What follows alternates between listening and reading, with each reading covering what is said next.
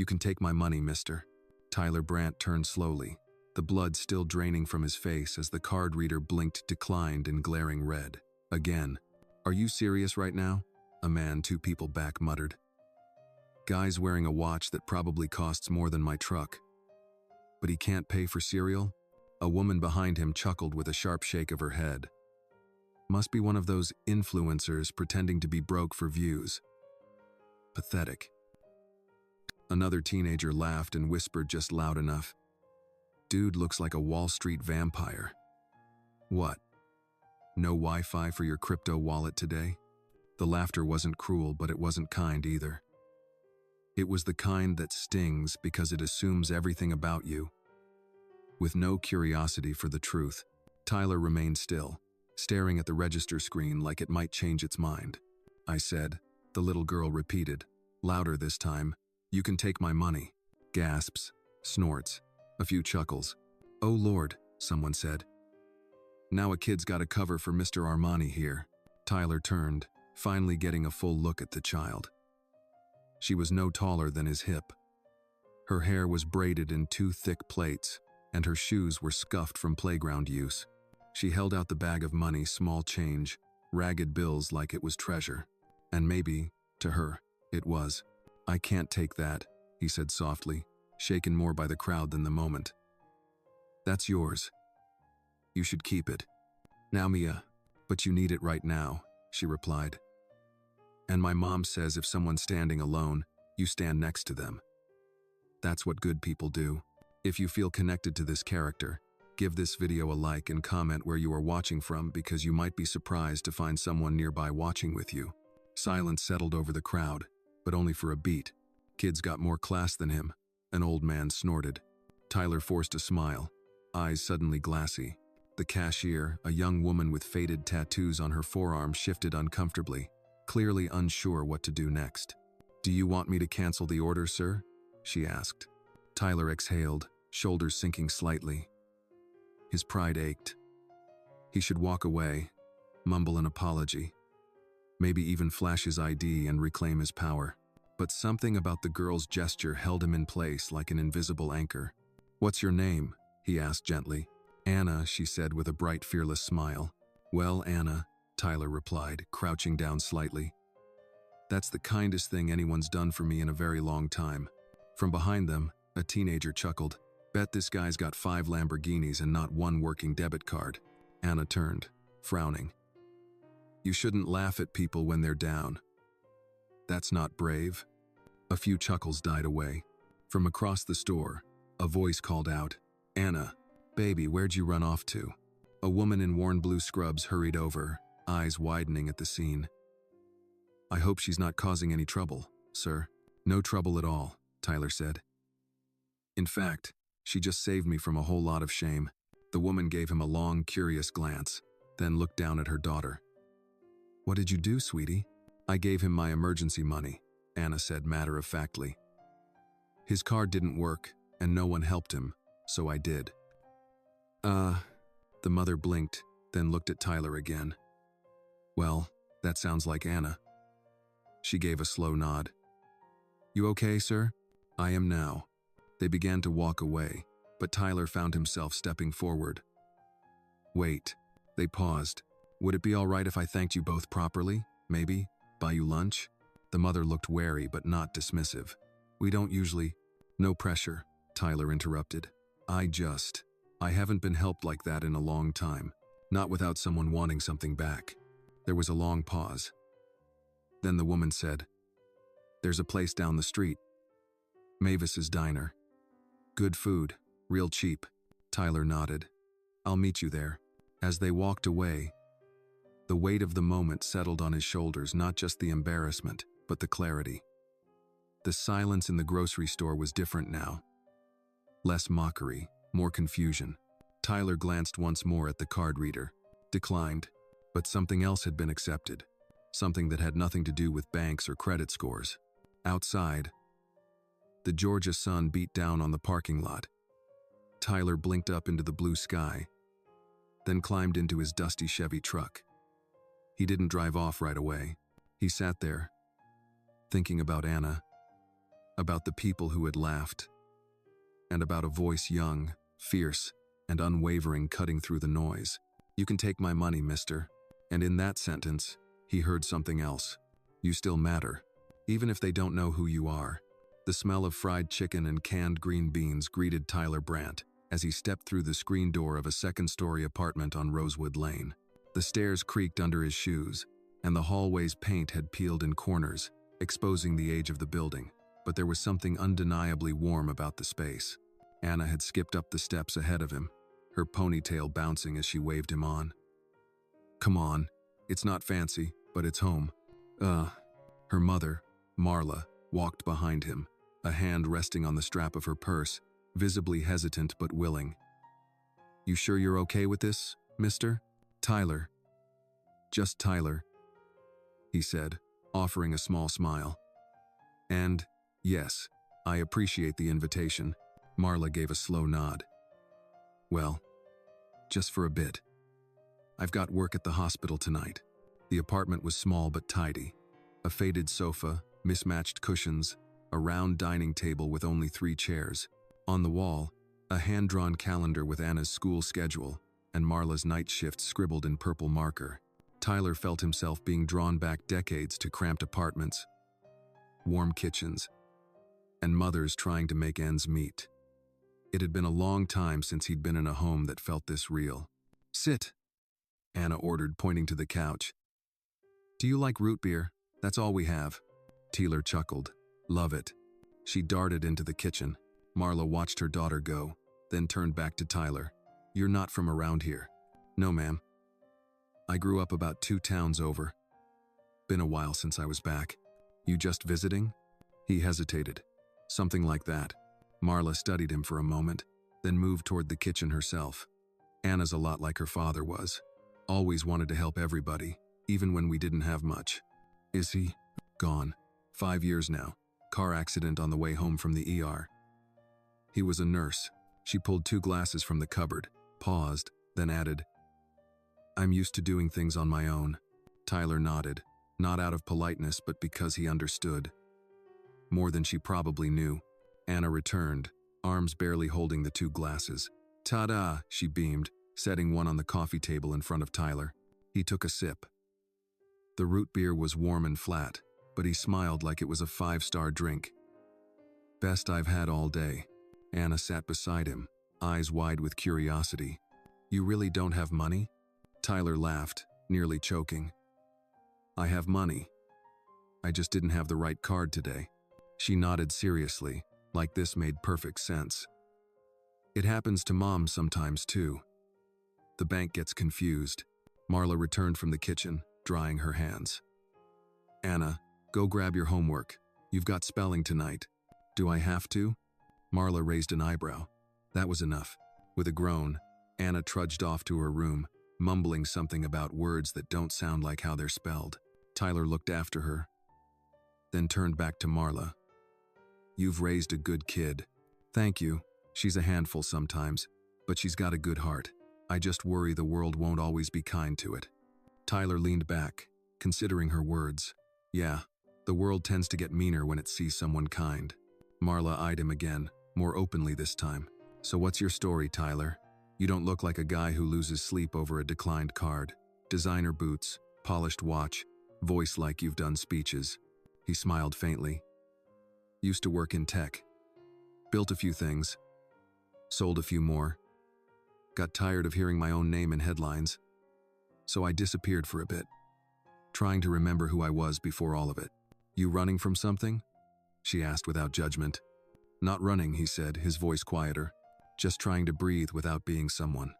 They sat in silence for a few seconds. Then Marla said, "Well, you found the right town for that. Dawsonville doesn't care who you used to be. It cares who you are when someone needs help moving a couch or fixing a roof." Tyler chuckled. "Sounds like a fair trade." Marla checked her watch. "I've got to leave soon. Night shift at St. Jerome's. Can I drive you?" "You don't have to do that." "I want to." She looked like she wanted to argue, but then softened. "All right. Thank you." They stood, and as Marla grabbed her coat, Anna emerged from her room, holding a sheet of paper.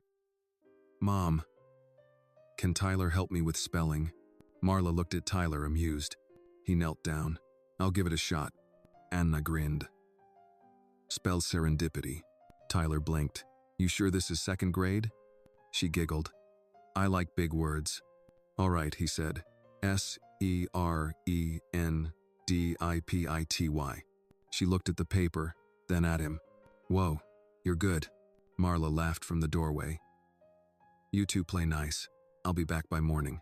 As Tyler watched her leave, he felt something shift. It wasn't dramatic, no grand epiphany. No music swelling in the background. Just a subtle crack in the concrete wall he'd built around himself. He turned back to Anna, who was now setting up her homework at the table. "Do you want to stay for dinner tomorrow?" she asked without looking up. "We're having spaghetti." Tyler hesitated, the familiar reflex to retreat rising, but he swallowed it. "I'd like that." And he meant it. By sunrise the next morning, the video had spread faster than wildfire. Tyler Brandt, former tech magnate and media-dubbed ghost billionaire, was now the face of one of the internet's newest comedy trends, the rich guy who couldn't pay for groceries. He hadn't even known the clip existed until he'd opened his phone over cold eggs and black coffee at the diner across from the auto repair shop. The waitress had raised her brow when she saw him seated alone in the corner booth, whispering something to the cook behind the pass. Then came the lingering glances from two teenage boys scrolling on their phones a few tables down. "Yo, isn't that the guy?" one of them said, not even trying to whisper. Tyler didn't flinch. He already knew what they were seeing. A grainy video taken by some bored customer at Dawsonville Grocery. His frozen expression, the DEC-lined message flashing, the way he looked around, and then humiliatingly how a little girl handed him a bag of money like he was a stray dog in need of feeding. The caption read, "When your billions don't work at checkout. Hashtag number billionaire blues." Another version edited the footage into a clip of Monopoly money raining down with circus music in the background. He'd been famous before. Not adored, not even admired, just visible. But this? This was ridicule in its purest form. Stripped of his last thread of anonymity, mocked for daring to walk into a store as a man instead of a brand. Tyler closed the browser, paid the check in cash, and left a generous tip. As he stepped outside, the Georgia heat was already clinging to the pavement, thick and humid. He shoved his hands into his pockets, feeling a bitter pulse of shame start to crawl up again until he heard a small voice call out, "Hey, Tyler." Anna. She stood across the street in a powder blue backpack, waving as she trotted toward him with an oversized book swinging in her arm. Marla followed at a slower pace, her expression unreadable. "You left your sunglasses yesterday," Anna said, holding them out. Tyler took them gently. "Thanks, Anna. You saved my eyesight." "I saw your face on my mom's phone this morning," she added brightly. "You're famous now." Marla winced slightly, but said nothing. Tyler knelt beside her. "Sometimes being famous just means more people laugh when you fall." Anna wrinkled her nose. "That's dumb. You didn't fall. You just had a money hiccup." Tyler chuckled. "You make it sound less tragic." It wasn't tragic. It was just real." There it was again, that strange steadiness in her, like she hadn't yet been taught to be embarrassed by honesty. Or maybe she had and decided not to care. "People are gonna keep talking," Marla said finally. "Even around here. Small town like this, folks don't forget when something goes viral." "I figured," Tyler said. "This isn't the first time I've been the punchline. But now you're the punchline in their backyard," Marla added. "It's different when they think they own the story." They began walking down the street toward Anna's school, passing the corner gas station where an old man paused, filling his tank to give Tyler a long, amused stare. "Hey, card working today?" he called out with a grin. Tyler gave a polite nod. "Hope so. You might want to check your GoFundMe," the man said, chuckling. "I hear the internet's got jokes." Tyler kept walking. Anna skipped ahead, humming to herself, seemingly unaware of the heat surrounding her unlikely friend. Marla glanced sideways. "You sure you're up for this? Dawsonville's kind, but it's also nosy." "I've been humiliated in front of millions of people before," Tyler replied. "But somehow, this feels worse. Because it's personal now." He nodded. Because it's face to face. They stopped in front of the school gate. Children flooded the playground. Anna turned and gave Tyler a fierce hug around the waist. Don't let the laughing people make you sad. I'll try, he said, his throat tighter than he expected. Marla gave a half smile. Come by for spaghetti tonight if you're still brave. I'll bring garlic bread, Tyler said. As she disappeared into the school building, Tyler turned and headed back toward his truck. He didn't start it right away. He just sat there, watching the town wake up. In the distance, he saw two younger men pointing at him from a hardware store parking lot. One of them mimed swiping a credit card and laughed. Tyler's hands clenched on the steering wheel. He could leave. Just get back on the highway, disappear again. There were hundreds of small towns like this, and none of them would care what happened in Dawsonville. But something about Anna's voice, her courage, made him stay. Instead of driving off, he headed to the local hardware store. He needed some tools, literal ones, and maybe something else. Inside, the cashier looked up with wide eyes. Didn't expect you here, he said. You need cash, right? Tyler met his gaze. I need a shovel, 2 bags of mulch, and some paint. I'm fixing the playground behind the community center. The man raised an eyebrow. Out of the kindness of your heart? No, Tyler replied. Because a little girl gave me $10 and reminded me what being human looks like. The man didn't speak again as he rang him up. By late afternoon, Tyler was knee-deep in weeds behind the long-forgotten community center. Sweat dripped from his hairline. His shirt clung to him like regret, but with every patch of dead grass pulled up, every loose board tightened, he felt something shift, something steady, quiet. The laughter still echoed in corners of his mind, but now there was Anna's voice layered on top of it. You didn't fall. You just had a money hiccup. Maybe dignity wasn't about how people saw you. Maybe it was about what you did next when they stopped looking. The knock at the door came just after sunset.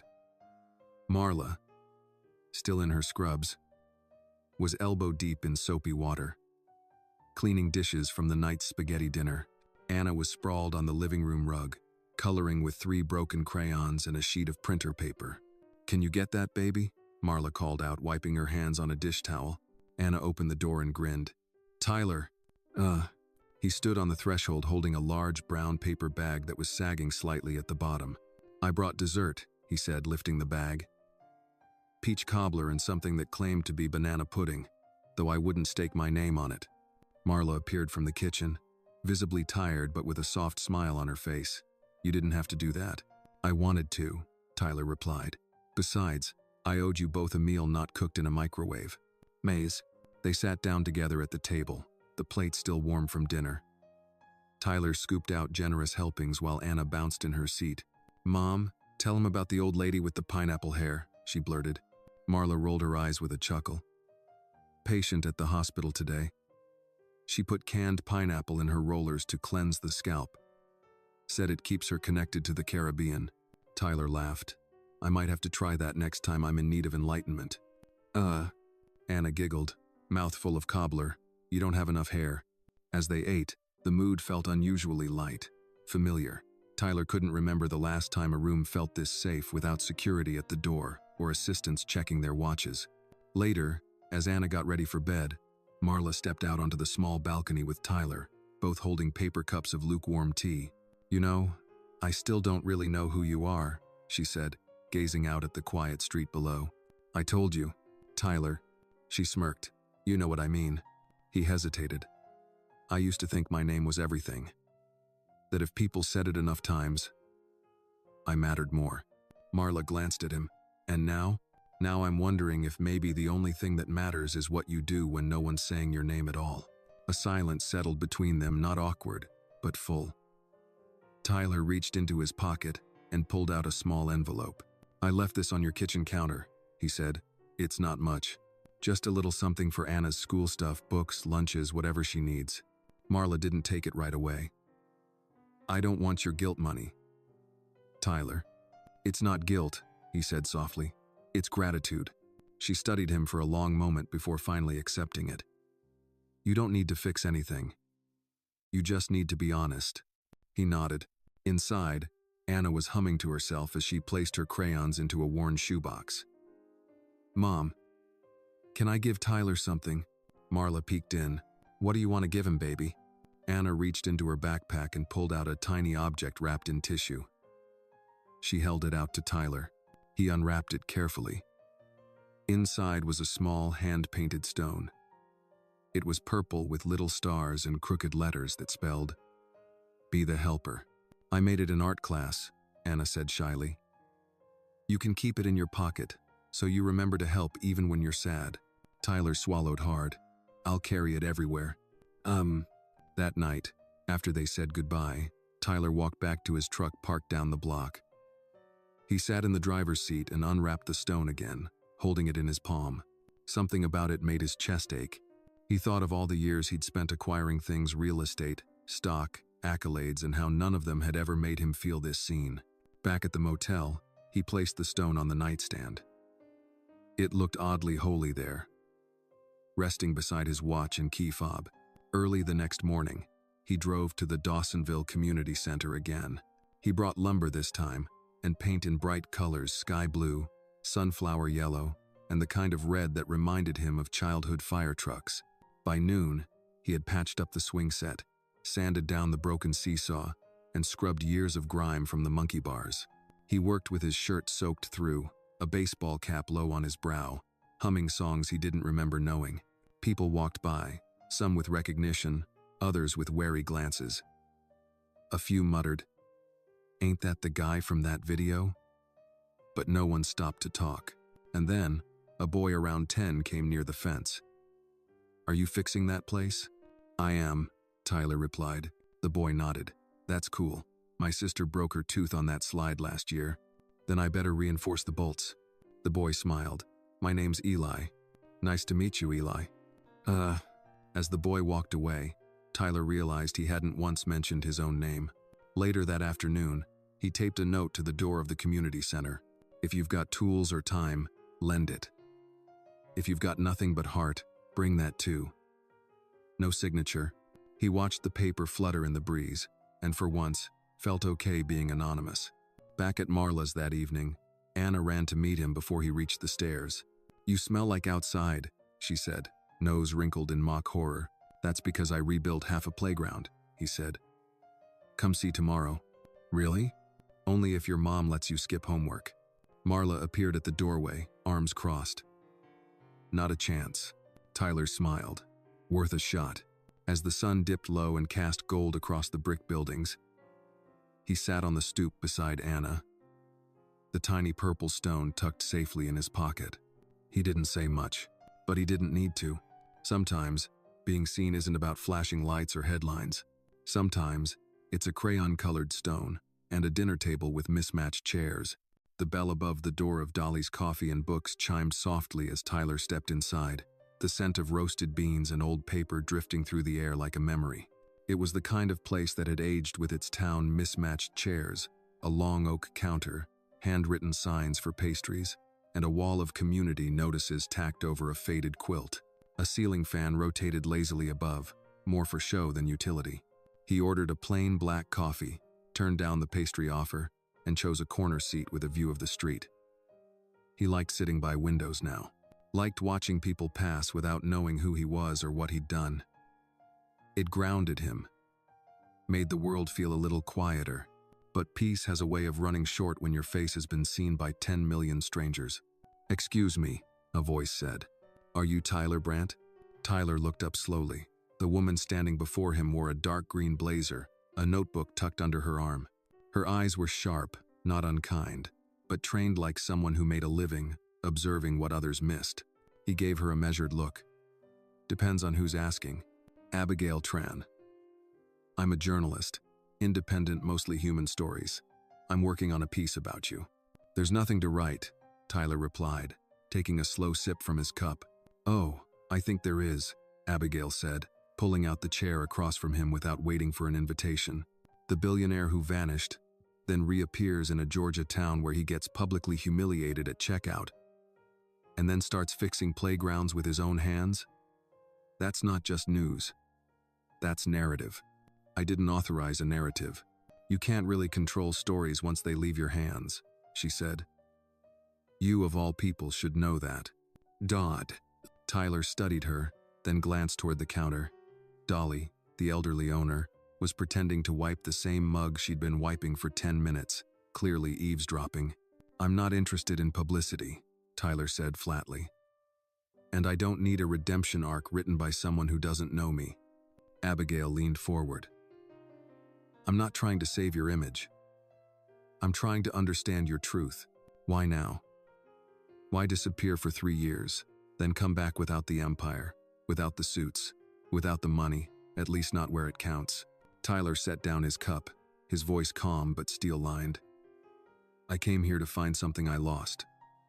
That's all. And I didn't ask anyone to film me, or mock me, or write about me. True, she said. But when you walked into that grocery store in tailored boots and an expired debit card, you walked into a mirror. People saw themselves broken, trying to look fine, and they laughed because it was easier than crying. That stung. He didn't show it. I met a little girl named Anna, Abigail continued. She told her teacher you're her friend, that you're fixing her park. Tyler's eyes narrowed slightly. You spoke to her? I'm thorough, she said, then softened. She said you carry a purple rock in your pocket, says it helps you remember to be good. He didn't respond. Abigail sat back, her tone less aggressive now. Let me tell the story your way. No angles, no headlines, just the truth. Tyler stared down at his coffee. The silence stretched long enough that Abigail stood, gently pushing a business card across the table. If you change your mind, call me. I'm here all week. She left without another word. Tyler stared at the card. Her handwriting on the back read, "The ones who fall quietly are the ones we need to hear most." Outside, the sky had dimmed. He left a few bills on the table, nodded goodbye to Dolly, and stepped out into the street. He didn't go home. Instead, he drove to the edge of town, to the cemetery on the hill. He'd passed it before but never stopped. Tonight, he did. The gravel crunched beneath his boots as he walked rows of headstones, reading names he didn't know. There was a small plot of children's graves, angels, and teddy bears carved into marble. He paused, then sat on a bench beneath an old elm tree. For the first time in years, Tyler let his mind drift back to the boardrooms, to the press junkets, to the day when the markets turned and his name was dragged through fire. Back to the partner who betrayed him, the investors who turned their backs, the headlines that didn't ask for facts, the silence after the crash, thick, total. And then, to Anna, to her hand outstretched, to the purple stone. A noise behind him broke the stillness. Eli, the boy from the playground, stood near the path holding a flashlight. My grandma's buried here, he said. She used to sit on that bench, too. Tyler nodded. It's a good bench. You okay? Tyler looked at the boy, at the raw honesty in his eyes. Yeah. Just thinking. My grandma used to say thinking too much makes you sad if you're not careful. Tyler smiled. She sounds wise. She was. She made jam that tasted like hugs. Lyle. They sat quietly for a few moments. Then Eli asked, Why are people mean online? Because it's easier to throw stones when no one knows your name, Tyler answered. The boy nodded solemnly. But you're fixing stuff. That's cool. Trying to. You should talk to the school, Eli added. Our lunch lady quit last week and now the food's gross. Tyler chuckled. I'll see what I can do. They left together, walking slowly back to the road, flashlights cutting across the grass. Tyler's mind was still full but not heavy. The next morning, he called Abigail Tran, not to give her the whole story, just to invite her to the playground's relaunch. If you want to understand the truth, he told her, you'll have to get your hands dirty too. The morning of the playground relaunch began with the smell of cinnamon rolls and wet earth. Tyler arrived earlier than anyone else. The sky was still blushing pale orange, and the morning mist clung low to the grass like a secret not ready to be told. He unloaded the last few items from the bed of his truck. A folding table, a stack of juice boxes, 2 coolers packed with sandwiches, and a small portable speaker playing Sam Cooke. It wasn't much, but he'd learned something in Dawsonville. People didn't come for glitz. They came for effort. He ran his hand across the new bench they'd installed by the swing set. Smooth, solid, honest, like something you could sit with your back to and not worry what was behind you. By 8:15, the first families began trickling in, moms in denim skirts, dads in ball caps, kids in neon shoes. Anna was first to the monkey bars, climbing like a squirrel, her laugh carrying across the yard. Marla followed behind her slowly, thermos in hand, her expression tired but warm. Tyler waved. Marla gave him a nod, the kind that said, "You did good." The small crowd grew quickly. Word had spread faster than expected. Not just parents and kids, but older couples, teens from the high school, even the cashier from Dawsonville Grocery, who gave Tyler an awkward smile before handing him a banana bread loaf. At 9 o'clock, Abigail Tran arrived. Not in heels or city shoes, but sneakers, jeans, and a ponytail. She was already scribbling in a notebook as she walked. "You really did it," she said. Tyler handed her a sandwich. "I said I'd get my hands dirty." She pointed toward the tree line. "You've got someone else watching too." Tula followed her gaze. Standing at the edge of the park, just beyond the new fence, was a man in a dark suit out of place among the small-town attire.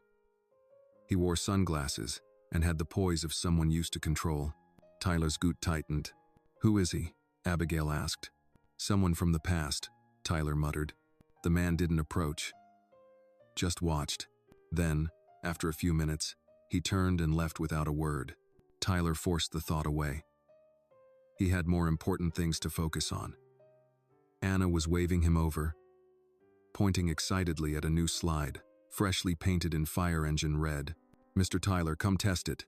"I'm not sure I meet the weight limit," he said. "Come on, it's your slide now." Laughter broke out around them.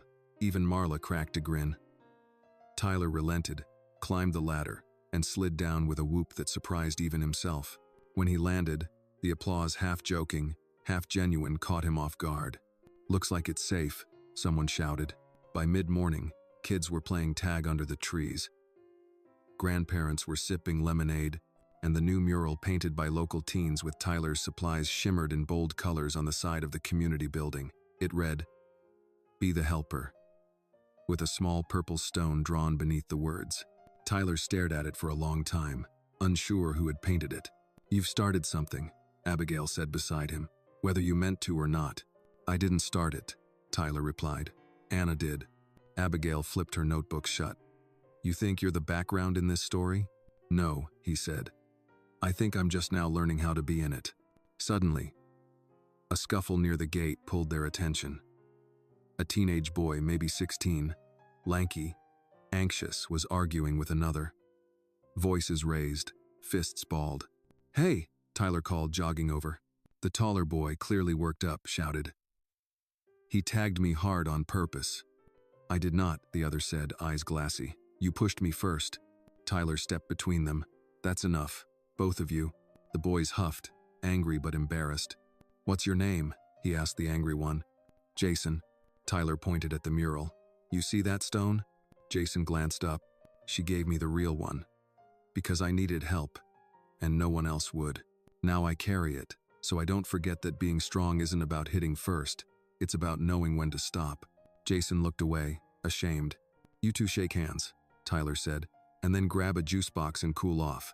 Reluctantly, they did. Abigail scribbled something quickly. "What are you writing now?" Tyler asked.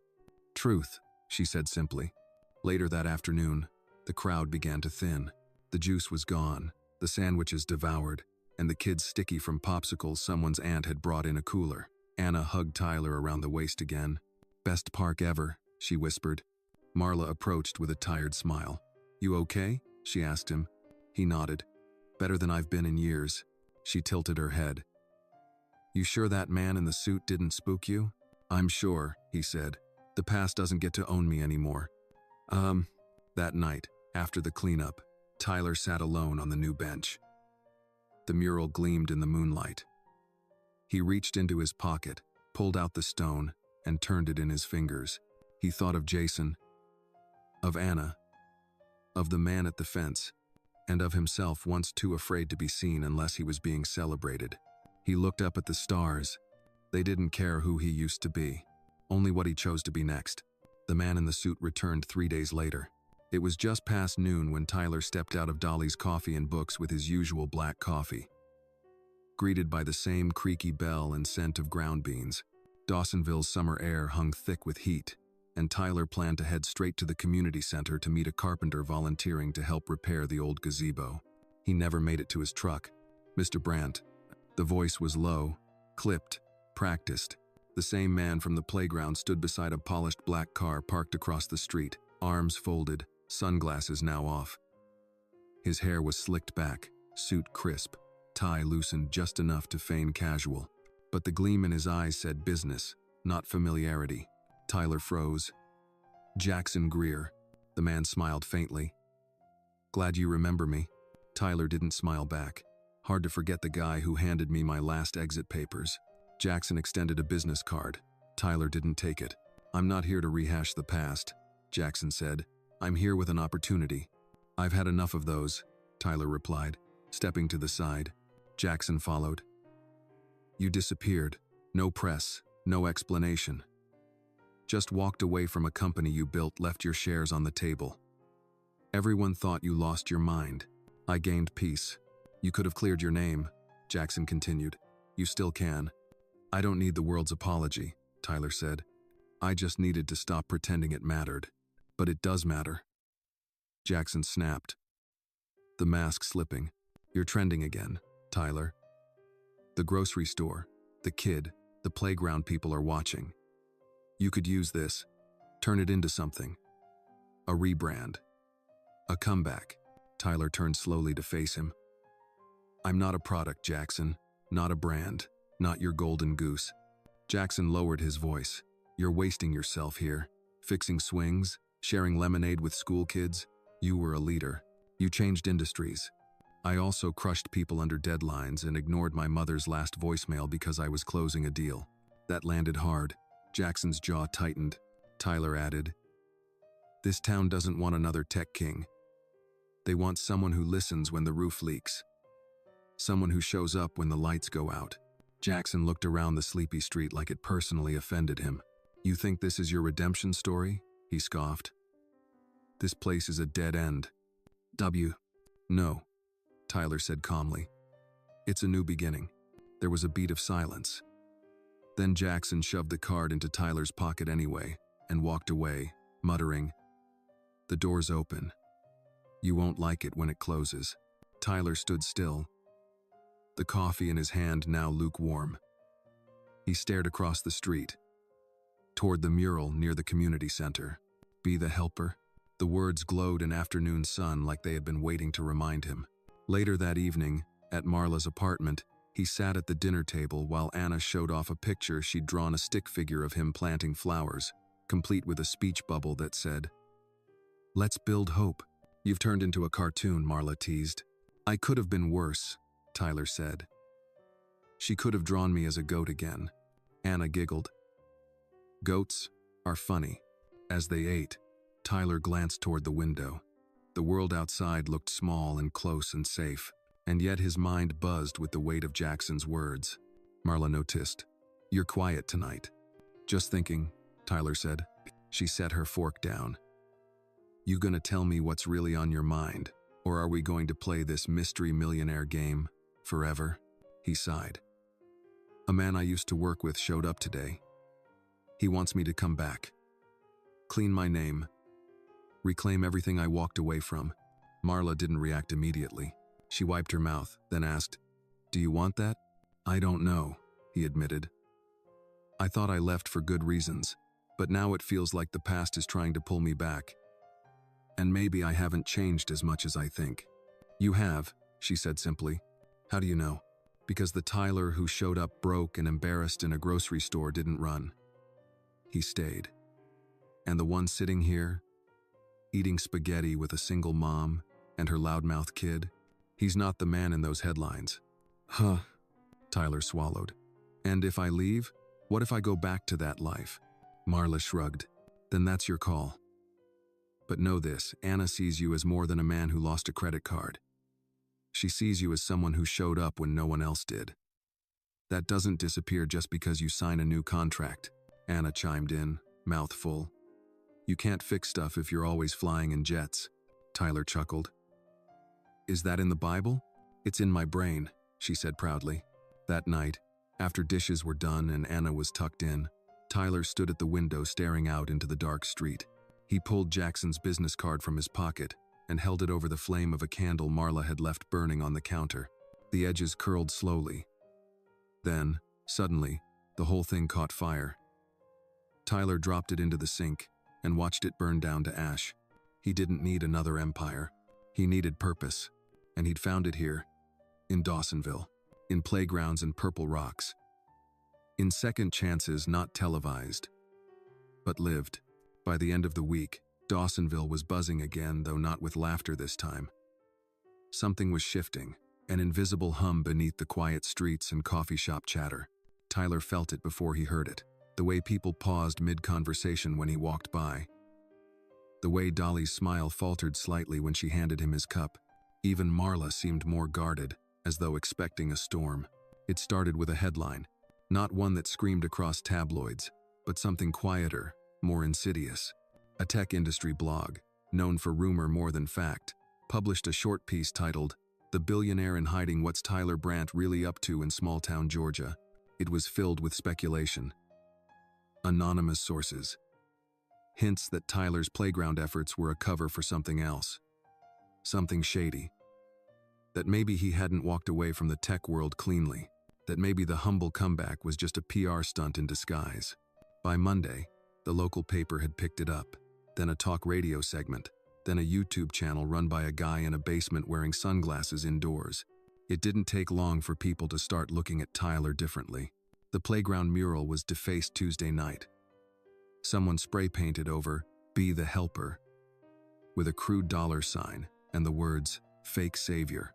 When Tyler saw it the next morning, he stood still for a long time, the sun rising behind him. Abigail Tran arrived moments later, breathless. "I heard," she said. "I came as soon as I saw the photo online." Tyler didn't say anything. He just stared at the red paint bleeding down the wall like a wound. "I know it wasn't you," she said gently. "Anyone who's been here the last few weeks knows that. But not everyone has been here," Tyler replied quietly. "And the ones watching online? They believe what entertains them, not what's true."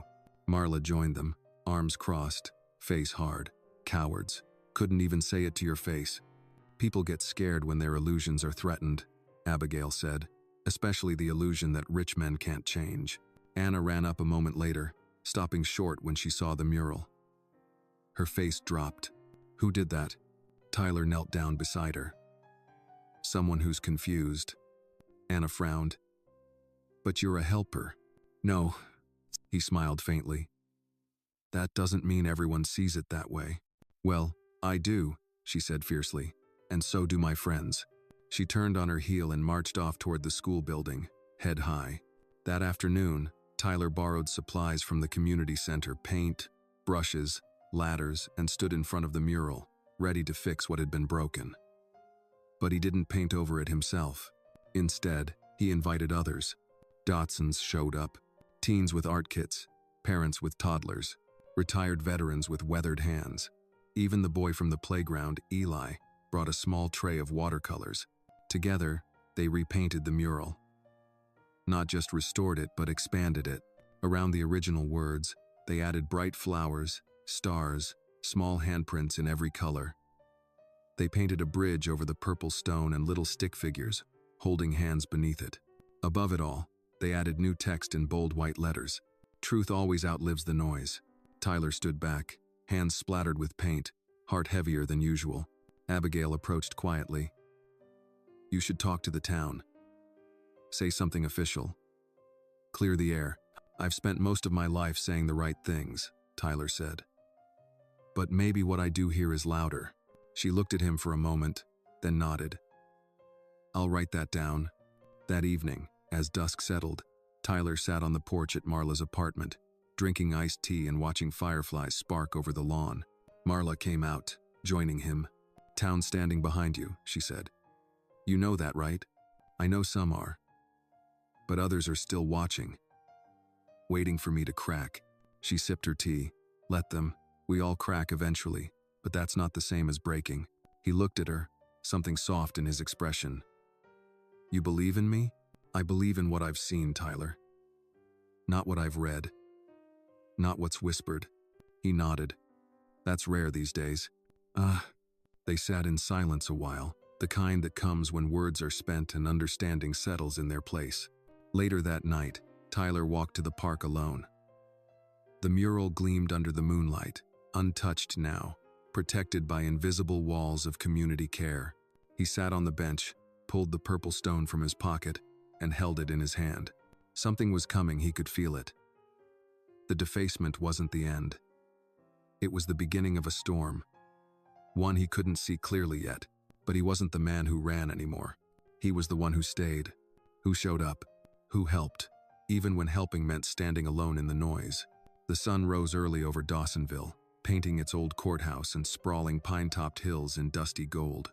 Tyler stepped out of his truck and inhaled the crisp mountain air, a reminder that this town was more than a backdrop.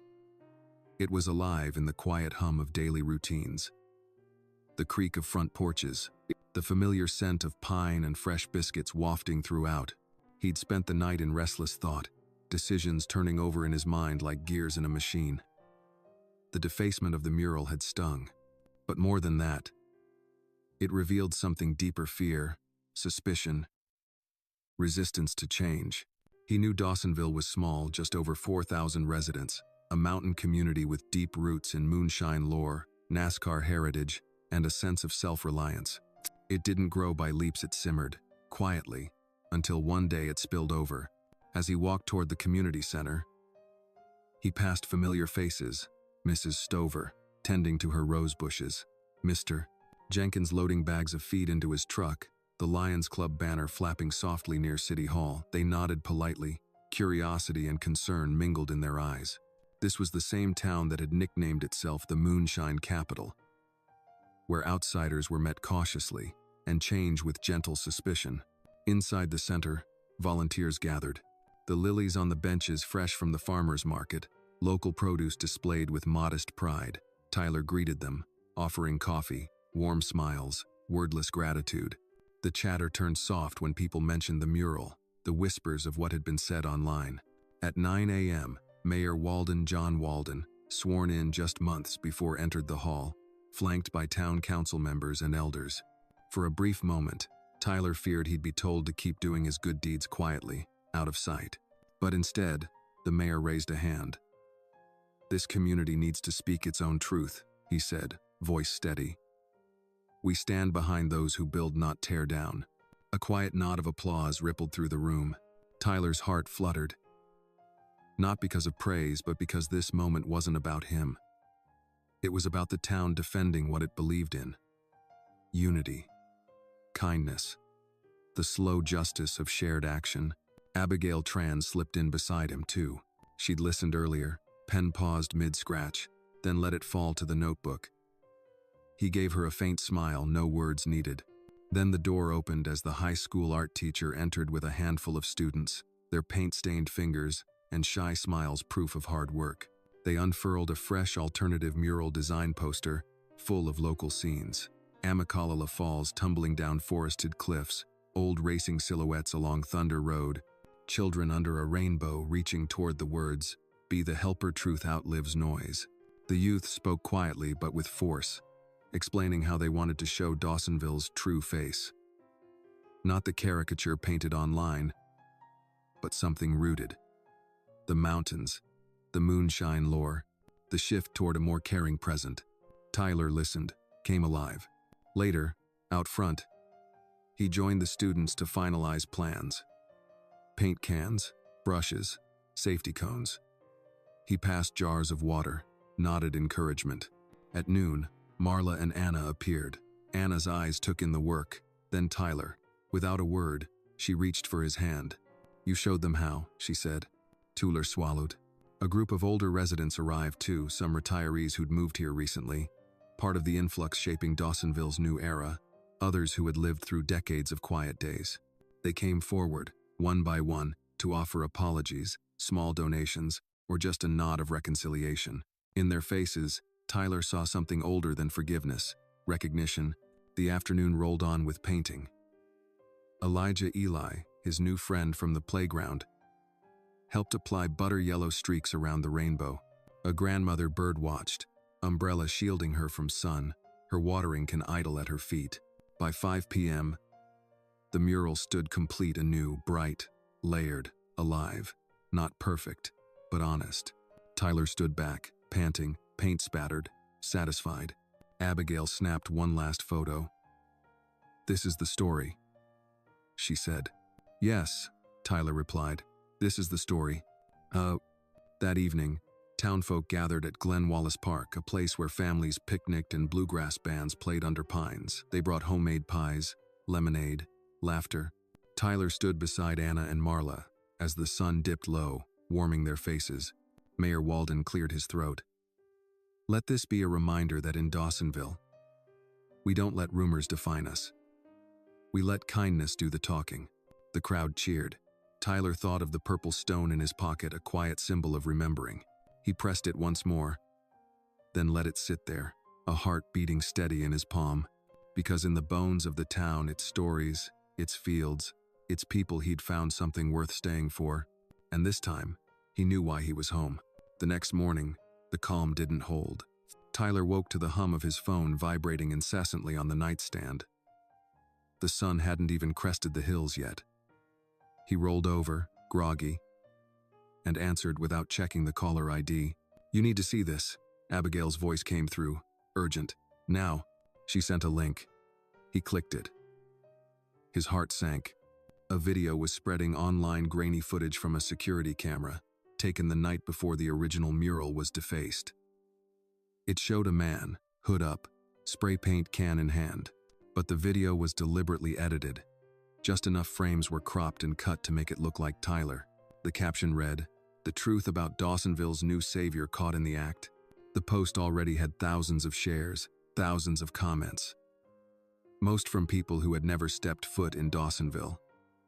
But some, worryingly, were local names Tyler recognized, people he'd shared coffee with, laughed with, worked beside. He felt the floor shift under him.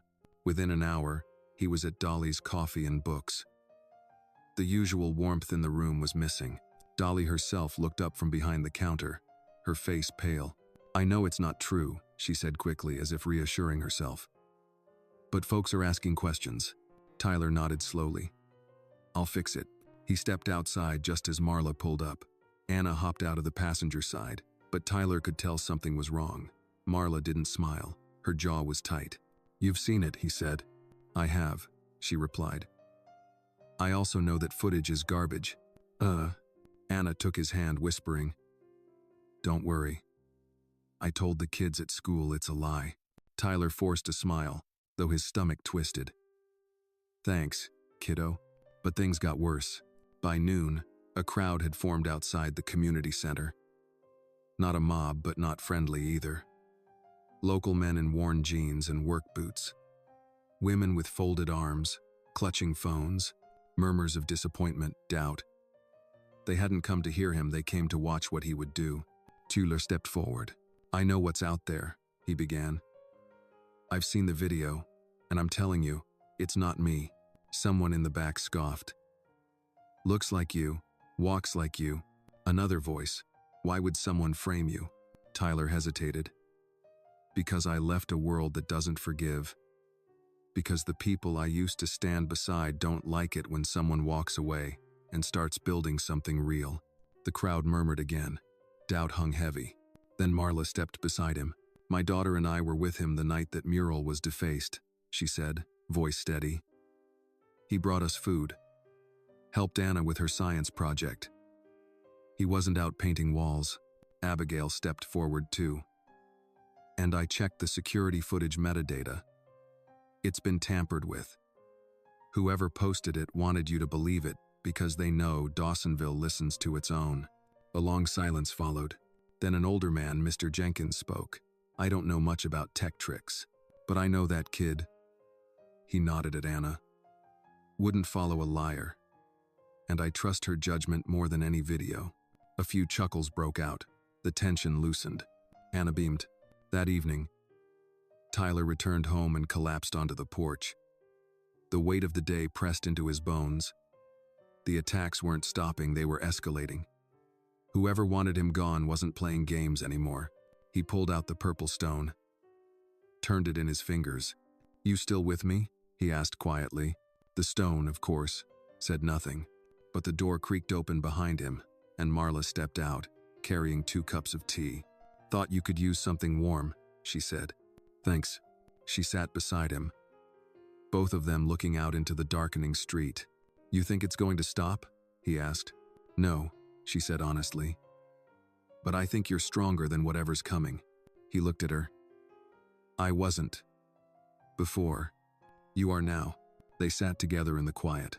Not everything was fixed, but something had shifted, because truth doesn't need a megaphone. It needs time, and Tyler was done running out of that. Dawn's first light filtered through the pines, drawing long shadows across Dawsonville's gently rolling hills. Tyler woke to a quiet, stirring a collective breath held between the town and him. The prior day's confrontation had shaken something loose in his chest, but it hadn't broken him. He sipped lukewarm coffee in his truck, parked beside the community center, before heading inside. Inside, volunteers were already arranging materials for the week's next project. Reopening the rundown library wing, which had sat closed for years. At 9 a.m., Mayor Walden arrived, clipboard in hand, looking more determined than Tyler had ever seen him. That video attack, some people think it's a final blow, the mayor said, voice low. Tyler nodded. Maybe, but blame isn't the opposite of trust. The mayor gave him a look. I'm ready to fight for the truth, for this town. Word spread fast in Dawsonville. By mid-morning, locals trickled in, librarians dusting off shelves, task force volunteers making fresh signage. Even the cashier from the grocery store. They brought their tools, their questions, and most importantly, their presence. Tyler found Marla at the sorting table, stacks of books behind her. She handed him a chipped mug full of pencils. We're trying to build something stronger, she said. One trust brick at a time. He smiled. That's the best kind. Kids from the middle school arrived next, part of the One Dawson Youth Club, their t-shirts bowled across their chests. From the edge of the room, Anna waved and gave him a thumbs up. He met her chaza, nodding back. By lunchtime, the library wing looked different already. Windows repaired, shelves restocked, reading nooks arranged with cozy throws. The mural's colors bled inside now, visible through open doors. Abigail Tran appeared again, camera in hand but eyes softer. You're making this real, she said. Tyler leaned against a table. I used to think delivering a quarterly report mattered. Turns out, words in empty rooms don't change hearts. Abigail placed her notebook on the table. You're breathing life into places people forgot existed. Mid-afternoon, a rallying voice echoed through the open doors. It was Mr. Jenkins, worked construction before retirement, holding a stack of donation cards. We got enough to keep the lights on and hire a part-time assistant librarian. A cheer erupted. Others stepped forward, parents offering tutoring help, veterans offering security on evenings, retirees offering weekly story hours with grandchildren. Tyler felt his throat tighten, the weight of everything he'd walked away from melting in this moment of authenticity. Then Mayor Walden cleared his throat again. We're going to dedicate this wing tomorrow. It will be called the Helper's Corner, in honor of someone who reminded us why this matters. Tyler swallowed hard, heart blazing. He looked out at the faces, hands rough from work, eyes warm with renewed hope. That evening, Tyler stood outside under the towering pines by the community center. The breeze carried the scent of cedar, the promise of a coming rain. He pulled the purple stone from his pocket, warmed by his hand. He pressed it. Softly. Marla joined him silently. After a moment, she said, They believe now. Tyler nodded. They see now. She met his gaze. That's all any of us ever want. He thought of the numbers, the town's population hovering just over 4,000, overwhelmingly white and traditional in its values. He thought of how striking and challenging his presence had been. But now, slowly, the fabrics of trust were being rewoven, strengthened by action over assumption. At the edge of the darkening sky, Fireflies flickered into life, tiny sparks, nearly invisible but unmistakable. Tyler pocketed the stone and inhaled deeply. He wasn't rebuilding an empire. He was helping rebuild a community. And this time, the change was as quiet and steady as the turning of the seasons. The early afternoon sun filtered through tall pines, casting mottled shadows over the newly revived library wing. Families, teachers, town elders, and volunteers gathered in the courtyard just beyond the entrance. Folding chairs were arranged in neat rows, and a simple wooden podium stood ready, draped with a homemade banner that read, "The Helper's Corner. Dedicated today." Tyler stood near the back, hands tucked into his pockets, watching as the crowd settled. Anna sat beside Marla on the front row, her legs swinging, excitement lighting her face. Tyler's heart swelled seeing her there, the girl whose small act had sparked it all. Mayor Walden stepped up to the microphone. His voice carried easily in the hush of anticipation. "Thank you all for coming. Today, we dedicate this space to something far bigger than bricks and books. We dedicate it to kindness, to action, to the spirit of helper that lives in every one of us. It is called the Helper's Corner." He turned and looked at Tyler, who offered a small nod of appreciation. The mayor continued, "We had help along the way, invisible help, quiet help. But none of it would have mattered if the people of Dawsonville hadn't shown up. And someone reminded us what that looks like." Tyler stepped forward. He cleared his throat, scanning the faces before him, parents with toddlers, seniors with canes, teens in school uniforms, strangers who had become friends. He looked at Anna, whose nervous smile steadied him. "Thank you," he began softly. "I came here not expecting a monument. I came here because a little girl handed me $10 when my card failed. That did two things. It fed my hunger and fed a part of my soul I didn't realize was starving." Murmurs of recognition echoed through the crowd. "I have lived a life chasing headlines, applause, bottom lines," he said. "But none of that changed me. Staying here fixing playgrounds, reopening libraries, painting murals has changed me. You have. This corner isn't about me. It's about the truth that helping matters." He paused, glancing at the inscription on the building. "Be the helper. Truth always outlives the noise." Anna's stone. All of it woven into the walls. "I want kids to come here," he continued. "Not just to read, but to remember that community is built from small acts of care, that no one is too powerful to ask for help, and no act of kindness is so small it can't change a life." Applause broke out, soft at first, then growing in warmth. Tyler stepped back down. Anna ran up and threw her arms around him in a fierce hug. "I helped build," she whispered into his coat. "No," Tyler corrected gently. "You helped me build something real." Marla handed him a tissue and a proud smile.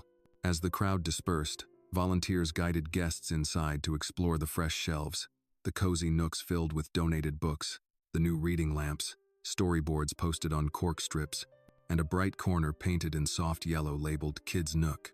Abigail Tran found him beside the entrance, notebook empty now, but satisfaction bright in her eyes. "You told it," she said simply. He nodded. "Let's hope people listen."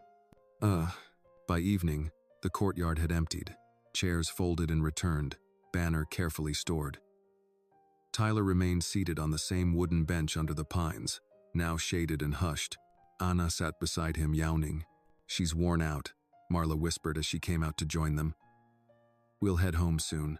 "Okay," Tyler said, resting his arm lightly across Anna's shoulders. She leaned into him. The three sat in companionable silence, the quiet only broken by the rustle of pine needles and a distant train's horn. Tyler thought of how 3 weeks ago, he had felt invisible. Now he felt connected, rooted. Marla looked at him. "You ever regret coming back?" Tyler drew the purple stone out of his pocket and rolled it in his fingertips. "I thought I did. Once." He looked at her, then at Anna, then at the library glowing softly behind them. "But not anymore." Marla squeezed his hand. Night settled in. Tyler stood, brushing off his jeans. He tucked the stone back into his pocket. "We'll go home," he said gently. Anna hopped up, sleepy, rubbing her eyes. "Good night, Mr. Tyler." "Good night, Anna," he said, catching her. "Sleep well." As they walked away, Tyler glanced once more at the sign. The Helper's Corner. The lights inside cast a gentle glow onto the courtyard. He exhaled, a weight lifted. He didn't know what tomorrow would bring. Doubt might return, new challenges might arise, the man in the suit might appear again. But here, in the current of this place, he had found something worth defending. A truth made of hands, hearts, and bookshelves. And in that, he had found himself. When the choir of cicadas rose in the warm night air, he realized, maybe this was home, an imperfect, healing, human home. Morning light filtered gently through the tall pines beyond the Helper's Corner, greeting Dawsonville with a golden hush. Tyler stepped out into the small, cobbled square that served as the heart of downtown historic red brick buildings encircling the old Dawson County Courthouse, a structure standing since 1858, restored yet dignified in its age. It was a place rooted in legacy, carrying whispers of every soul who'd ever scrolled down Thunder Road, from moonshine runners to NASCAR legends. He walked past the Georgia Racing Hall of Fame, its siren silent early in the day, waiting for the next champion to ignite it in celebration. And beyond that, dreamy storefronts, some long shuttered, others newly painted, stood as silent promise. Protecting our history and providing for the future. Read the city motto, printed once on a pamphlet, Tyler recalled spotting. He paused to touch the cool bricks of the old jail. Built in 1881, its thick walls, speaking of confinement and community, told truths. In this place, every structure carried a story of Cherokee heritage, of miners chasing gold in 1829, of wild distills and daring races that evolved into NASCAR. Tyler inhaled deeper. He felt the pulse of generations in this square, and with that came clarity. What he had built at the library wasn't a detour, it was part of the same current that had always run through Dawsonville. Legacy didn't silence change. It had to embrace it. He made his way inside the Helper's Corner. The bright yellow kids' nook welcomed him with open arms from the entrance. The rows of books stood like patient friends. In the corner, a display honored local history. A photograph of Raymond Parks in red Vogue, beside vintage images of racing beginnings. And a plaque recounting the town's moonshine and NASCAR roots. Abigail stood there, camera off, notebook closed, but her expression was that of someone realizing something profound. "You're building more than community," she said quietly. "You're blending past and present. This place feels like home." Tyler nodded. "We're not erasing history. We're building on it." Later, as the town's weekly farmers market opened on the nearby street, Tyler and Marla wandered among stands, selling fresh biscuits, local honey, homemade preserves, and crafts, entrepreneurship and tradition side by side, like the hands of mothers teaching children to knead dough beside those of retirees offering stories from old times. At the stand of Bert's farm, Tyler chatted with a farmer about the early fall coming. She offered him a free sample of peach jam, and as he spread it on bread, he recognized that this land, this Appalachian inheritance, thrive in quiet acts of renewal and resilience. Meanwhile, Anna chased fireflies near the fountain, collecting fallen petals to press between pieces of wax paper, muttering poetry only a child could compose.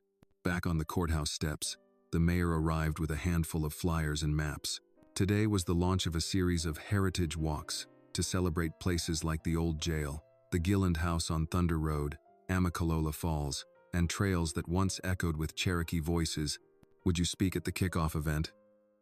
he asked Tyler, tone hopeful. Tyler considered the brick facade, the silent witnesses of ancestral dreams, of racing legends brewing moonshine by night and building community by day. "I'd be honored," he said. They climbed the courthouse steps together, town folk scattering out to attend. At the podium, Tyler glanced at the crowd: teachers, mothers, shopkeepers, children clutching homemade signs that read truth and roots and helping is heritage. He spoke from the heart. History is not a monument. It's living. It's what we do when we honor what came before and dare to make something new. Dawsonville's legacy runs deep, from gold prospectors to moonshine roads, to racetracks and community halls. Now, we're adding pages to that story, not with speed or fame, but with empathy, renewal, and shared belief. They cheered. Anna jumped up beside Marla, eyes bright. The heritage walks began, small groups trailing behind Tyler, Abigail, and the mayor as they pointed out the courthouse cornerstone laid in 1858, the jail's iron bars that once held more than prisoners, they held hope of reform. The Gilland House's moonshine, still, as a testament to defiance and reinvention, the Appalachian Trails as a connection to native roots and future wanderers. Tyler led gently, sharing stories he'd learned, listening as elders filled in details, and children questioned with wonder. Each footprint on the walk was an affirmation. Every person, like him, could root themselves here authentically and unafraid. At the day's close, under gathering dusk, fireworks of gratitude glowed in timid smiles and returned nods. Tyler returned to the bench in front of the helper's corner, Julie's stone warm in his pocket. Marla and Anna joined him, and together they watched the courthouse clock tower ring old and faithful, marking time, reminding the town that history is less about what we hold in memory and more about what we build with our hands, hearts, and shared humanity. An early spring breeze brushed through Dawsonville, carrying the scent of pine sap and fresh rain across the courthouse square. Tyler stood in the quiet morning light, gazing at the historic Dawson County Courthouse, its red brick facade standing steady since the mid-19th century, a silent witness to generations of community life. He thought of everything that had happened since the day Anna handed him that crumpled $10 bill. Redemption, defamation, mutual rebuilding, and now, a deeper turning, integrating who he had been with where he chose to stand, now standing on shared heritage and mutual trust. Marla and Anna joined him. Tyler slipped the little purple stone into his pocket, like a promise. Marla looked toward the Gilland house, visible from the square built in 1929, crafted in the craftsman style, complete with a secret attic still used for moonshine during Prohibition. "This house," she said quietly, "it reminds us that Dawsonville has always been about survival, reinvention, people adapting, hiding when they had to, but always building families, communities, futures." Tyler nodded. Moonshiners laid hidden tunnels. Now we're building open spaces like the Helper's Corner spaces, for learning and connection, instead of secrecy. Anna tugged his hand. "Can I tell the tour group about that secret attic?" He gave a wry smile. "That might be too wild even for this town." Laughter rang softly between them. Later that day, Tyler and Abigail stood in front of a tentative group of visitors gathered for a Heritage and Hope walking tour. Their purpose, to connect Dawsonville's complicated history, Prohibition runners, stock car beginnings, overlooked communities with the new chapter of kindness, now unfolding.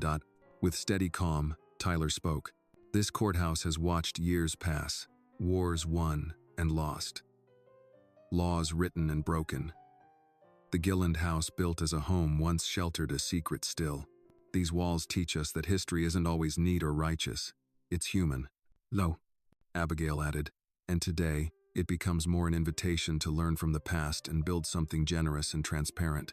The group wandered past the Georgia Racing Hall of Fame, where echoes of throttle and cheer still roamed heritage born from moonshine runners turned NASCAR pioneers. At each stop, Tyler invited commentary. An older woman remembered racing scars. A young teacher spoke of how local pride still coursed through town. Even a guest from out of state nodded, feeling the weight of stories carried in these streets. By afternoon, daylight waned, and they returned to the Helper's Corner. Inside, children clustered around reading nooks, while parents quietly paged through town archives and restored photographs. The fresh mural "Be the Helper" gazed over everything, bright and alive. White-collar and blue-collar families mingled, as did multi-generational visitors. Farmers, teachers, retirees, everyone bound by shared narrative, fit into a growing mosaic that now included Tyler's redemption. Mayor Walden approached Tyler. "This tour, it changed me today. People feel more anchored." Tyler placed a hand on the mayor's shoulder. "Sometimes healing isn't about erasing the past. It's about acknowledging it and choosing to build something that honors both who we were and who we want to become." That evening, under lanterns strung across the courtyard, the town held a small celebration. Biscuits with local jam, lemonade, acoustic guitar from a local singer. It was humble, warm, and perfectly unscripted. Anna danced barefoot on the grass.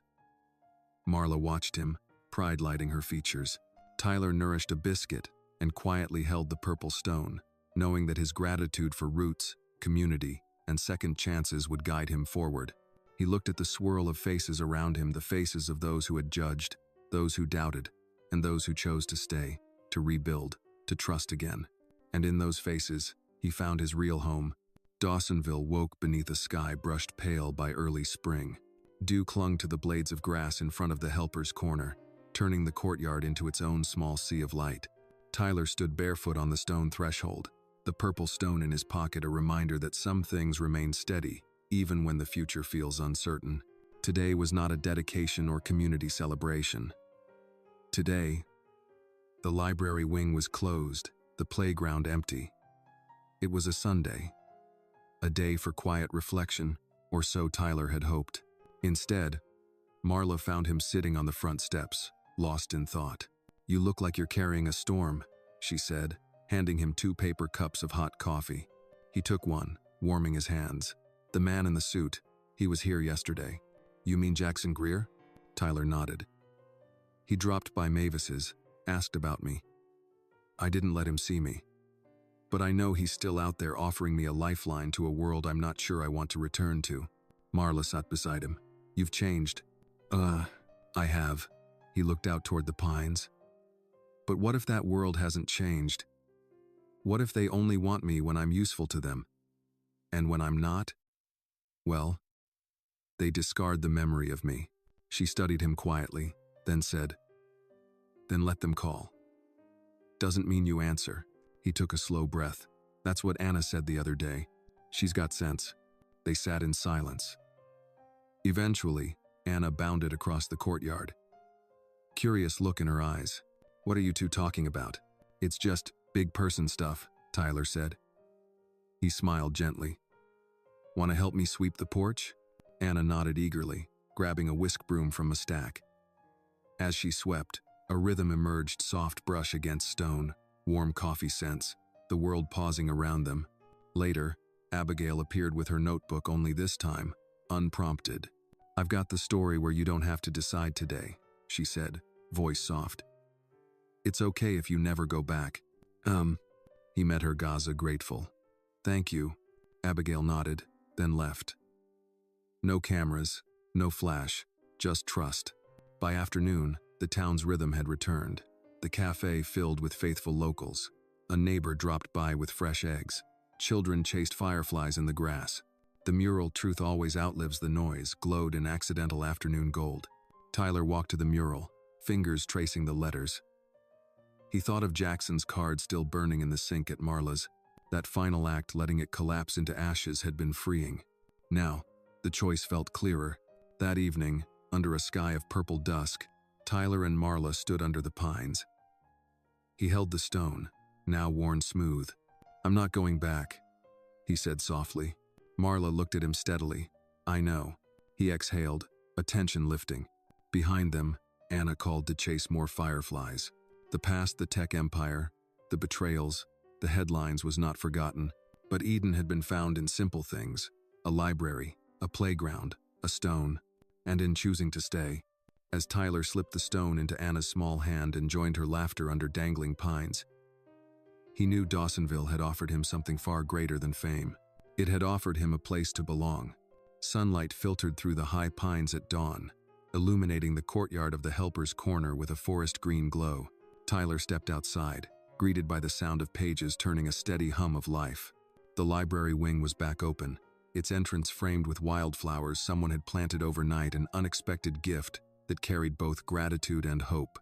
Marla approached carrying a tray of coffee and pastries, freshly baked for volunteer readers who'd come to host early morning story time. "They say kids are learning to help as they read," she said softly, placing the tray. "Maybe the helper spirit spreads quietly," Tyler said, taking a croissant. "Like this courtyard, unnoticed until something blooms." Anna appeared from between shelves, holding a stack of picture books. "Mr. Tyler, may I read to the toddlers today?" she asked, proud and confident. Tyler smiled down at her. "There's no better helper than someone teaching through stories." Moments later, he sat in the reading nook, watching Anna's voice brighten the room as children gathered around her, ears alert. smiles wide, hearts leaning in. He realized then that legacy isn't built with speeches or empires. It's woven quietly in moments like these. Later, volunteers arrived with tools to extend the little garden beds by the entrance.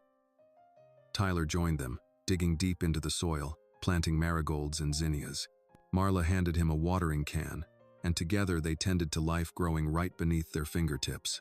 Abigail Tran wandered over, camera off, notebook in her hand. She didn't ask questions today, she simply offered a knowing nod. No words, just recognition. Some stories needed living, not telling. By afternoon, the town's weekly farmers market had reopened in full swing near the courthouse square. Tyler walked among tents displaying fresh produce, handmade quilts, vintage photographs of Dawsonville's racing past, and jars of peach preserve scented with sunshine. People greeted him, some with old questions, some simply with smiles of appreciation. No headline drama today. Just rooted connection. At the center of the market, a small table displayed handmade signs reading helper classes, offering things like woodworking lessons, art journals, and even kindness circles for teens, initiatives born from community discussion and funded through contributions. Tyler paused beside the table, feeling the weight of how small ideas become movements. Just then, Eli, the boy from the playground, ran up, holding a sketch of the restored mural. He'd added new symbols, an open book, a rising sun, and a purple stone tucked into the corner. "You drew this?" Tyler asked, kneeling beside him. "Yeah, it's our story, right?" Eli said quietly. Tyler pressed his hand to the boy's shoulder. "The best story. And you helped write it." That evening, under the gentle glow of stringed lanterns at the library courtyard, town members gathered for a helper harvest, a modest shared dinner of casserole, cornbread, peach cobbler, and sweet tea. Conversation flowed easily, layered with laughter and gratitude. Mayor Walden raised his glass of iced tea. "Here's to Dawsonville, and to those who hungered for something better than oblivion or empire. We found it right here, in books, gardens, playgrounds, and trust." Murmurs of agreement rippled through the group. Tyler looked around at Marla, at Anna, at neighbors by his side. When applause ended, Anna climbed onto a chair and declared, "Can we help again tomorrow?" Tyler laughed, moved by her boundless energy. "Absolutely." Later still, as the night deepened and guests drifted home, Tyler lingered by the mural's light. He pressed the purple stone in his pocket, feeling its smoothness, shared warmth, held promise. He thought of the suit-wearing man, far away. The choice not to answer the door had opened him to something infinitesimal yet immense. A quiet legacy, built so gently it almost didn't announce itself, yet forged with more meaning than any empire. He looked up at the pines, silent sentinels of change and constancy. Here, at last, was a story worth telling, not because it clamored for attention, but because it whispered, and people listened. The legacy of a helper isn't measured in wealth or fame, it's found in roots set down, hands held out, and the quiet turning of hearts. Dawsonville had embraced him not as a provide-ours, but as a partner, a neighbor, a friend, and the silence between those titles was, in its way, the loudest truth. Spring had settled into Dawsonville with quiet certainty. The air smelled of flowering dogwood and dew-softened pine needles. The helper's corner bathed in gentle morning light, its open doors welcoming guests once more. School was winding down, and the world outside still seemed as though it had learned something enduring about kindness.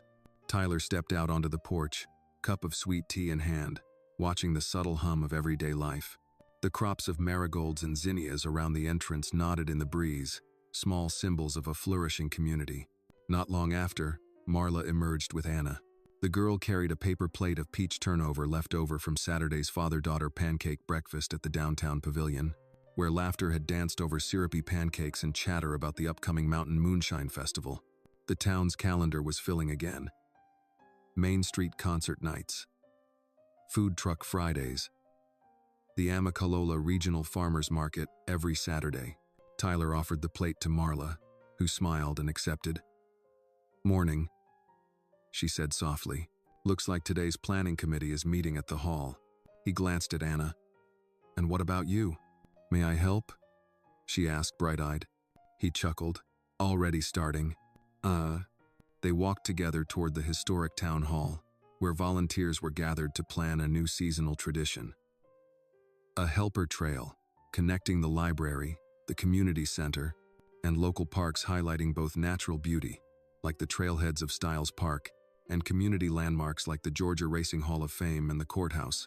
Inside, Abby Tran snapped photos quietly, notebook tucked away, her presence now as integrated into the town's rhythms as the church bells or the Saturday market stall. Mayor Walden addressed the group. "We've restored places," he said. "Now we build connections to each other and to the history and beauty of this county. Amicala Falls, trails, Main Street, people should hike, bike, learn, not just pass through." Tyler stood and spoke. "Not every mark we leave is visible, but every marked trail reminds us that direction means something. We want this to show. Dawsonville is rooted. Here's where we come together, step by step." Later, the group walked outside toward the courthouse square. Disc golf baskets dotted the park, a small skate area, and courts for pickleball, where teenagers practiced shots amid friendly shouts. Tyler noticed how people passed each other, greeting, nodding, sometimes stopping to share ambitions, worries, small triumphs. During the Amicalola Regional Farmers Market, Tyler helped Anna set up a lemonade stand. They sold lemonades under the shade of pines, and neighbors dropped by, some offering tips, some just kind words. Beneath the cheerful clink of cups, Tyler felt something ripen, trust grounded in shared minutes. That evening, Tyler and Marla strolled through the town square lit by lanterns. They passed the Georgia Racing Hall of Fame, its simulators humming softly as tourists tried their hand at virtual races. The courthouse shone silently, witness to decades of small-town life, and now to something renewed. He reached down and pulled the purple stone from his pocket, warm with touch. Marla smiled gently. "Seasons change." Tyler nodded. "They teach us that growth is quiet, and sometimes it waits until it can't be stopped." At home, they tucked Anna in. She drifted to sleep, hugging her embroidered helper pillow. Tyler closed the door behind her and stepped onto the porch to breathe deep. The night settled around the library wing, windows dark but bright in memory of daytime laughter. A soft wind whispered through the pines. He pressed his hand to the stone. No hurry to be someone else again. Here, between community events, shared laughter, and trails both physical and personal, he had learned the truest kind of legacy, forged not in gilded halls, but in quiet seasons of service. And that legacy would grow, one gentle trail at a time. The first light of summer dawned softly over Dawsonville, gilding the pines and casting long shadows across the courtyard of the Helpers' Corner. A few early risers, caretakers, gardeners, librarians, sat on the porch in quiet companionship. Tyler joined them, coffee in hand, welcomed by familiar nods and the gentle creak of rocking chairs that felt like permission to belong. Today was no ordinary day. It was the 10th anniversary of a moment no one in town will forget. A crumpled $10 bill, a girl's outstretched hand, and the beginning of something unexpectedly lasting. Anna stirred awake nearby in the apartment above the library wing, the old building humming with potential and memory. Tyler glanced down at the purple stone in his palm, warmed by his grip. It felt both simple and sacred. By mid-morning, families, neighbors, and longtime residents had gathered outside the library. A modest banner read, "10 years of helping. A celebration of community, legacy, and truth." The boardwalk outside was lined with handmade signs, "Be the helper, truth outlives noise, kindness grows," here woven into the town's visual soul. Marla stood beside Tyler, radiant and grounded. Anna arrived, clutching a drawing she'd made of that first moment. Their hands connected by that $10 bill, now historic. It was framed and set on an easel near the porch. Mayor Walden stepped up, ushering the crowd to hush. 10 years ago today, he said, voice steady, Tyler Brandt came into our town anonymously, and a girl taught him something more valuable than money. Today, we celebrate what has grown from that moment, not just a story, but a home. People listened, smiles shining, some misting behind glasses. Tyler stood. His heart thrummed with memory and gratitude. "I came here hoping to disappear," he began. "But this town saw me. A young girl showed me a path back to myself." He looked at Anna. She stood tall, eyes bright. He folded in his heart the echoes of that day. In the years since, the library wing has become a center of learning and inclusion, tutoring programs, heritage archives, evening story sessions with local elders, and summer book clubs run by teens who grew up here. The playground stands vibrant, with murals telling stories of the land, the people, the journeys that shaped them. The Helper Trail now loops through woods, past historic sites and community art pieces painted by schoolchildren, uniting past and present in motion. Tyler said, "I used to measure worth by numbers and headlines. Here, I've learned that value lives in roots, not reach. I may have walked in under a headline, but I stayed for roots, friendships, purpose." The applause rose, tender, filled with recognition. During the informal reception after the speech, Tyler circulated among neighbors, some he knew from the start, others he'd met along the way. He talked quietly with Miss Stover about rose pruning, shared a laugh at the vintage photograph exhibit with the retired teachers, and hugged the high school art teacher who'd started the kids' mural club.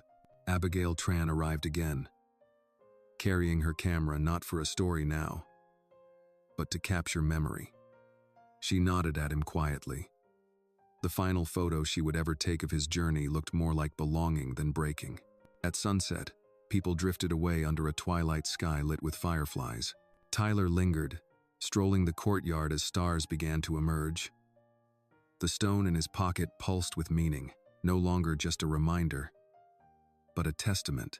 Under the soft glow of lantern light, Anna appeared. She climbed onto the porch, pulling her father by the hand. "We changed the drawing," she whispered. In her hands, the framed picture now included the mural in the background, the library, even the silhouette of a man kneeling beside a girl, a visual time travel across 10 years. He knelt beside her, brushing a finger over her hair. "You changed me," he whispered back. Marla joined quietly, and the three of them sat together, holding that frame and watching the lantern swing above. Tyler thought about the invitation he once was offered to go back into a world of recognition and influence, how he declined without a second thought. He thought about what had truly mattered, not reclaiming a lost place in headlines, but building a steady place in hearts. The crickets sang, the pines whispered, the library glowed behind them, alive with memory and promise. In the end, he realized, home is not just a place. It's a story woven quietly between moments of trust, acts of kindness, and the courage to stay when you know you belong.